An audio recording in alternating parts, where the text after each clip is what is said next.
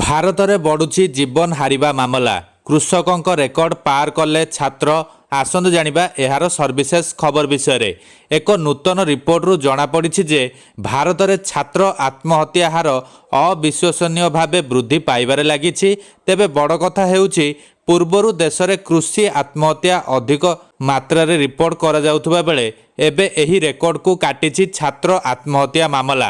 National crime record bureau ତଥା ଏନସିଆରବିର ତଥ୍ୟକୁ ଆଧାର କରି ରିପୋର୍ଟରେ ଦର୍ଶାଯାଇଛି ଯେ ଭାରତରେ ଆତ୍ମହତ୍ୟା ହାର ବାର୍ଷିକ 2% ବୃଦ୍ଧି ପାଇବା ବେଳେ ଛାତ୍ର ଆତ୍ମହତ୍ୟା ହାର 4% ବୃଦ୍ଧି ପାଇଛି। ରିପୋର୍ଟରେ ଆହୁରି ମଧ୍ୟ କୁହାଯାଇଛି ଯେ ଏହି ଆକଳନ ଅଳ୍ପ ହୋଇପାରେ, ମାତ୍ର ଏହା ଏକ ଆହୁରି ଗୁରୁତର ପ୍ରସଙ୍ଗକୁ ସୂଚାଉଛି। ଜନସଂଖ୍ୟା ବୃଦ୍ଧିଠାରୁ ଅଧିକ ରହୁଛି ଛାତ୍ର ଆତ୍ମହତ୍ୟା ସଂଖ୍ୟା।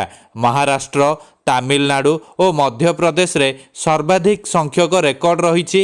2022 ମସିହା ଆତ୍ମହତ୍ୟା ମାମଲା ଭିତରେ 53% ପୁରୁଷ ରହିଥିଲେ। 2021 ଓ 22 ମଧ୍ୟରେ ପୁରୁଷ ଆତ୍ମହତ୍ୟା ମାମଲା 6% କମିଥିବା ବେଳେ ମହିଳାଙ୍କ ଆତ୍ମହତ୍ୟା ମାମଲା 7% ବୃଦ୍ଧି ପାଇଛି।